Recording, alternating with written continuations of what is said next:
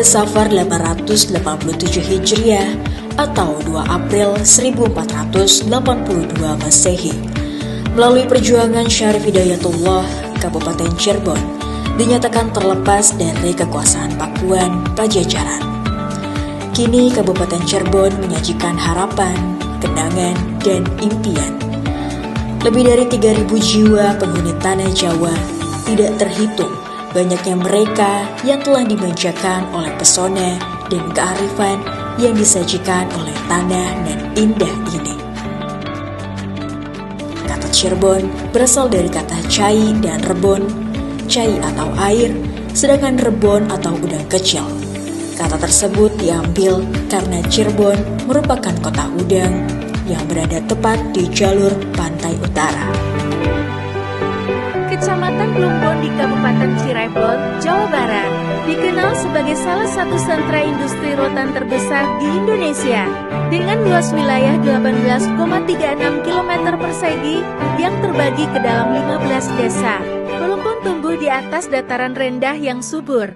Awalnya berbasis pertanian, kini perekonomian masyarakatnya berkembang pesat ke sektor perdagangan dan jasa, serta menyerap banyak tenaga kerja lokal melalui industri rotan yang menjadi ciri khas wilayah ini.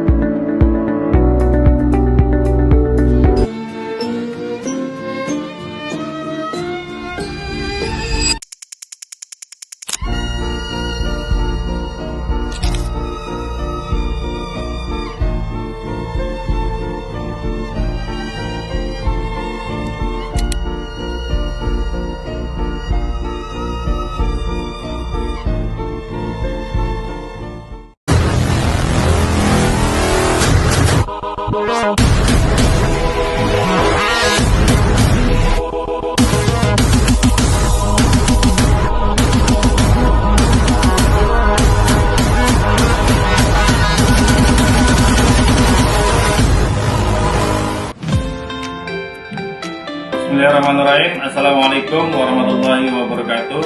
Perkenalkan, nama saya Murdani SE. Saya bertugas pada Kasih Pemerintahan Kecamatan Plumbon, Kabupaten Cirebon. Saya merupakan salah satu peserta didik pelatihan kepemimpinan pengawas gelombang 2 angkatan 26 tahun 2025. Daerah pengiriman Kabupaten Cirebon. Dengan ini saya mengambil judul yaitu optimalisasi pertanggungjawaban keuangan dana desa pada Kasih Pemerintahan Kecamatan Plumbon, Kabupaten Cirebon. Bismillahirrahmanirrahim. Assalamualaikum warahmatullahi wabarakatuh. Sampurasun. Saya karena SSTPMM Kecamatan Plumbon, Kabupaten Cirebon, selaku mentor dari Saudara Murdani. Dengan ini mendukung penuh rencana aksi perubahan Saudara Murdani SE Kasih Pemerintahan Kecamatan Plumbon peserta PKP angkatan 26 tahun 2025 dengan judul optimalisasi pertanggungjawaban keuangan dana desa pada Kasih Pemerintahan Kecamatan Plumbon, Kabupaten Cirebon. Semoga rencana aksi perubahan ini bermanfaat untuk pemerintahan desa Kecamatan Plumbon, Kabupaten Cirebon supaya lebih tertib, administrasi, transparan, dan akuntabel. Sekian, terima kasih. Assalamualaikum warahmatullahi wabarakatuh. Assalamualaikum warahmatullahi wabarakatuh. Kami Buku Desa Bodeler mendukung dengan pedoman buku pertanggungjawaban keuangan dana desa. Dalam hal ini sebagai bentuk transparansi, tertib administrasi dan akuntabel. Siap, Tubuh Karang Mulia mendukung buku pedoman ini demi untuk kelancaran negara dan bangsa negara Republik Indonesia.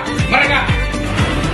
Saya mendukung buku pedoman pertanggungjawaban keuangan dana desa supaya pembangunan di desa Purbanangun lebih akuntabel.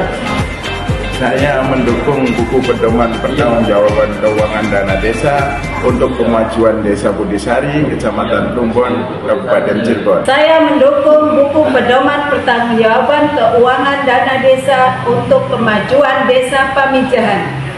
Saya mendukung aksi perubahan Action Leader Bapak Murdani dengan judul Optimalisasi Pertanggungjawaban Keuangan Dana Desa Perunades pada Kasih Pemerintahan di Kecamatan Plumbon, Kabupaten Cirebon. Semoga bermanfaat. Dan dalam hal ini saya akan menyampaikan tahapan-tahapan yang sudah saya laksanakan pada aksi perubahan ini.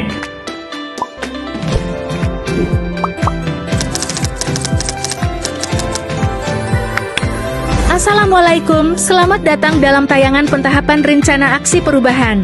Video ini akan menjelaskan secara runtut tahapan perencanaan, pengorganisasian, pelaksanaan, hingga pengendalian aksi perubahan yang menjadi bagian penting dalam mewujudkan tata kelola keuangan desa yang lebih baik. Tahap pertama adalah planning atau perencanaan. Pada tahap ini terdapat 4 langkah utama. Pertama, menghadap mentor untuk menyampaikan hasil seminar rencana aksi perubahan, sekaligus melaporkan rencana, pelaksanaan kegiatan dan berkonsultasi mengenai arah perubahan yang akan dilakukan. Kedua, melakukan koordinasi dengan stakeholder eksternal untuk memastikan dukungan dan keterlibatan dalam pelaksanaan aksi perubahan. Ketiga, menjalin koordinasi dengan stakeholder internal, sehingga seluruh pihak di dalam organisasi memiliki pemahaman dan komitmen yang sama. Dan keempat, mengumpulkan data yang relevan dengan aksi perubahan sebagai dasar dalam pengambilan keputusan yang tepat. Tahap kedua adalah organizing atau pengorganisasian. Di tahap ini, dilakukan rapat pembagian tugas bersama tim efektif. Tujuannya adalah untuk memastikan setiap anggota memahami peran, tanggung jawab, dan kontribusinya masing-masing, sehingga kinerja tim dapat berjalan terarah dan efisien. Tahap ketiga adalah actuating atau pelaksanaan. Inilah tahap inti dari aksi perubahan. Beberapa langkah yang dilakukan meliputi koordinasi pembuatan buku pedoman pertanggungjawaban, keuangan dana desa bersama inspektorat dan dinas, pemberdayaan masyarakat dan desa. Kemudian, menyusun rencana pembuatan buku pedoman secara menyeluruh. Setelah disepakati, buku pedoman ditetapkan dan dilanjutkan ke proses pencetakan.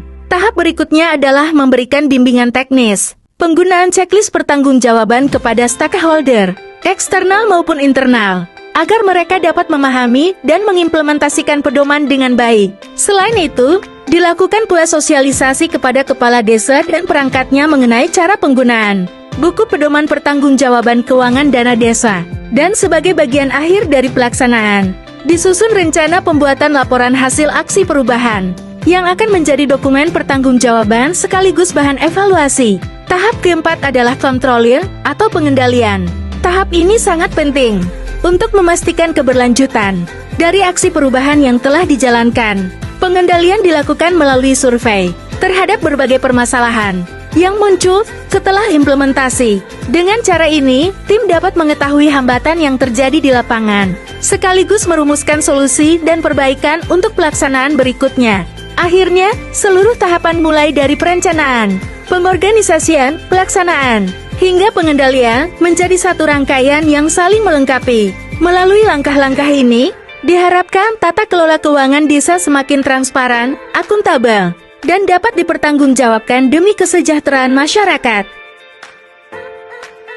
Sebagai penutup, kami mengucapkan terima kasih kepada seluruh pihak yang telah mendukung pelaksanaan aksi perubahan ini. Semoga apa yang telah direncanakan, dijalankan, dan diawasi dapat membawa manfaat nyata bagi desa, pemerintah daerah, dan masyarakat luas. Terima kasih.